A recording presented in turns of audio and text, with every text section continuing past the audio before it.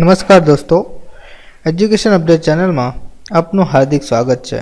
મિત્રો, આજના આ વિડીયોમાં ટેટ 2ના મોડેલ પેપર વિશે અભ્યાસ કરીશું.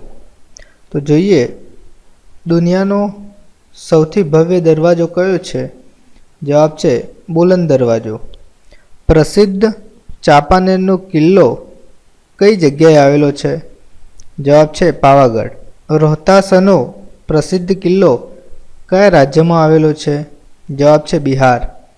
મોહમ્મદ બેગડાએ ચાંપાનેર જીતીને ચાંપાનેરને કયું નામ આપી રાજધાની સ્થાપી હતી?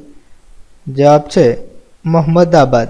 પોંગલનો તહેવાર કયા રાજ્યમાં ઉજવવામાં આવે છે? જવાબ છે તમિલનાડુ. પ્રસિદ્ધ ગોલકાંડનો કિલ્લો કયા રાજ્યમાં આવેલો છે? જવાબ છે આંધ્રપ્રદેશ. દૌલતાબાદનો કિલ્લો કયા રાજ્યમાં આવેલો છે? જવાબ છે મહારાષ્ટ્ર. ચિત્તોડગઢ અને રણથંભોરના પ્રસિદ્ધ કિલ્લાઓ કયા રાજ્યમાં આવેલા છે? જવાબ છે રાજસ્થાન. અસીરગઢ, માંડુ અને ગ્વાલિયરના કિલ્લાઓ કયા રાજ્યમાં આવેલા છે? જવાબ છે મધ્યપ્રદેશ. પ્રસિદ્ધ કાંગડાનો કિલ્લો કયા રાજ્યમાં આવેલો છે?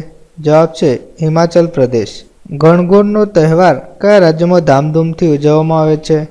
જવાબ છે રાજસ્થાન. અસમનો મુખ્ય તહેવાર કયો છે? જવાબ છે બિહુ. પ્રાકૃતિક વારસાની જાળવણી માટે ભારતીય વન્યજીવ બોર્ડની સ્થાપના કયા વર્ષમાં કરી હતી? જવાબ છે ઈસવીસન 1952. વન્યજીવોને લગતો કાયદો કયા વર્ષમાં ઘડાયો હતો? જવાબ છે 1972માં. કઈ નદી પર નાગાર્જુન સાગર યોજના આવેલી છે? જવાબ છે કૃષ્ણા. પ્રસિદ્ધ મલાવ તળાવ કઈ જગ્યાએ આવેલું છે? જવાબ છે ધોળકા. પ્રસિદ્ધ નવઘણ કૂવો કયા સ્થળે આવેલો છે? જવાબ છે જૂનાગઢ. પ્રસિદ્ધ ખજુરાહોના મંદિરો કયા રાજ્યમાં આવેલા છે? જવાબ છે મધ્યપ્રદેશ. કાજીરંગા રાષ્ટ્રીય ઉદ્યાન કયા રાજ્યમાં આવેલું છે? જવાબ છે અસમ. પ્રસિદ્ધ કેવલાદેવ રાષ્ટ્રીય ઉદ્યાન કયા રાજ્યમાં આવેલું છે? જવાબ છે રાજસ્થાન. નંદાદેવી રાષ્ટ્રીય ઉદ્યાન કયા રાજ્યમાં આવેલું છે? જવાબ છે ઉત્તરાંચલ.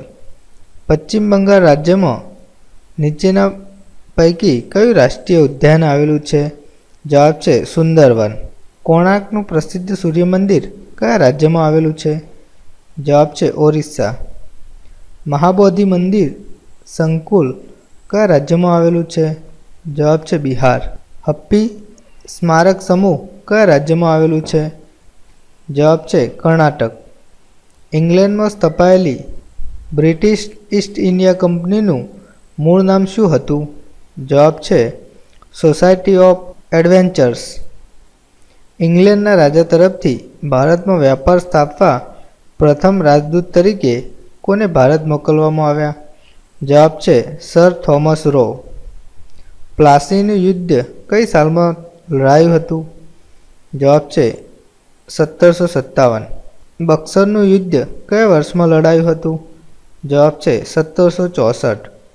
નીચેના પૈકી કયા દેશમાં ઈસવીસન 1688માં રક્તવાહિની ક્રાંતિ થઈ હતી? જવાબ છે ઇંગ્લેન્ડમાં.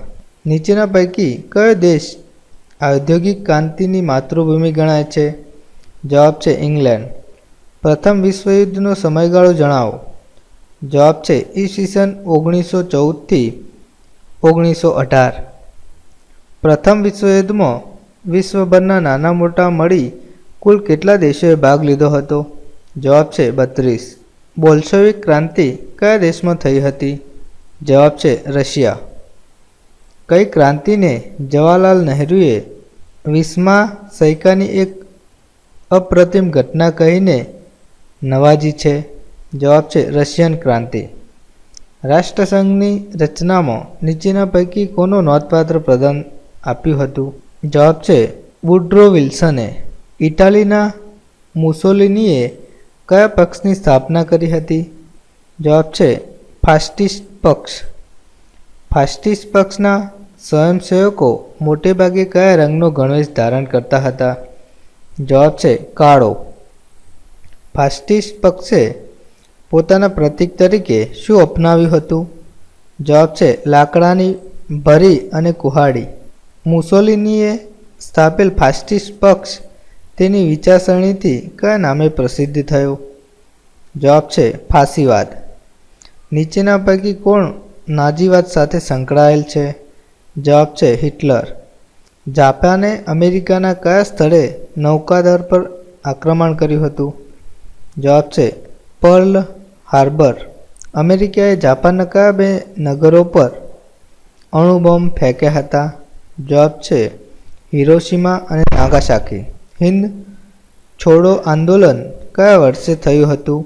જવાબ છે ઈસવીસન 1942. સંયુક્ત રાષ્ટ્રોના મુખ્ય કાર્યાલય કયા સ્થળે આવેલા છે? જવાબ છે ન્યૂયોર્ક. વાસ્કો દ ગામા કયા દેશનો વતની હતો? જવાબ છે પોર્ટુગલ. વાસ્કો દ ગામા પોર્ટુગલના કયા બંદરેથી ભારતના જળમાર્ગની શોધમાં નીકળ્યો હતો? જવાબ છે લિસ્બન. ભારત પહોંચવામાં વાસ્કો દ ગામાને કયા ભારતીય ખલાસીએ મદદ કરી હતી? જવાબ છે Ahmad ibn Majid. French East India કંપનીની સ્થાપના કયા વર્ષમાં થઈ હતી? જવાબ છે ઈસવીસન 1664. કયા અંગ્રેજ અધિકારીના પ્રયાસોથી અંગ્રેજ ઈસ્ટ ઇન્ડિયા કંપનીને ભારતમાં વેપારનો પરવાનો મળ્યો હતો? જવાબ છે સર ટોમસ રો.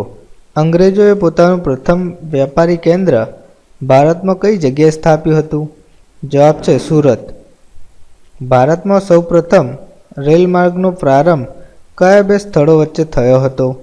જવાબ છે મુંબઈ અને થાણા. ભારત અને ઇંગ્લેન્ડ વચ્ચે આગબોટ સેવાની શરૂઆત કઈ સાલમાં થઈ હતી? જવાબ છે ઈસવીસન 1857. કયા અંગ્રેજ અમલદારે ભારતમાં સતી પ્રથા પર પ્રતિબંધ મૂક્યો હતો? જવાબ છે લોર્ડ વિલિયમ બેન્ટિંગે. કયા અંગ્રેજ અધિકારીના પ્રયાસોથી ભારતમાં અંગ્રેજી ભાષા દ્વારા શિક્ષણનો પ્રારંભ થયો?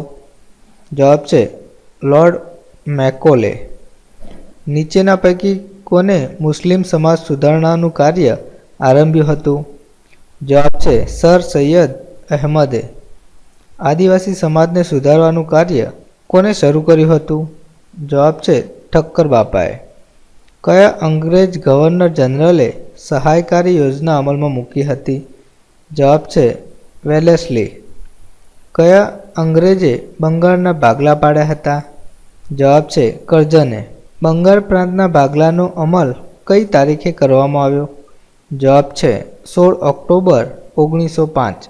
બંગાળ પ્રાંતના ભાગલાનો દિવસ બંગાળ પ્રાંતમાં કયા દિવસ તરીકે મનાવાયો? જવાબ છે રાષ્ટ્રીય શોક દિન. બંગાળના ભાગલા કઈ સાલમાં રદ કરવામાં આવ્યા હતા? જવાબ છે ઈસવીસન 1911. વંદે માતરમ ગીત બંકિમચંદ્ર ચટ્ટોપાધ્યાયની કઈ નવલકથામાંથી લેવામાં આવ્યું છે?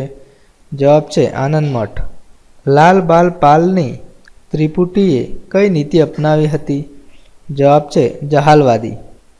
સ્વરાજ મારો જન્મસિદ્ધ હક છે અને તે લઈને જ હું જંપીશ આ વિધાન કોનું છે?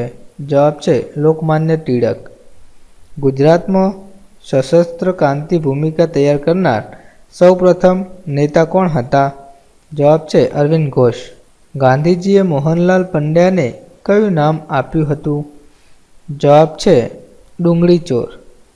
સ્ટુઅર્ટ ગાર્ડમાં આંતરરાષ્ટ્રીય સમાજવાદી પરિષદમાં સૌપ્રથમ હિન્દનો રાષ્ટ્રધ્વજ કોને ફરકાવ્યો હતો?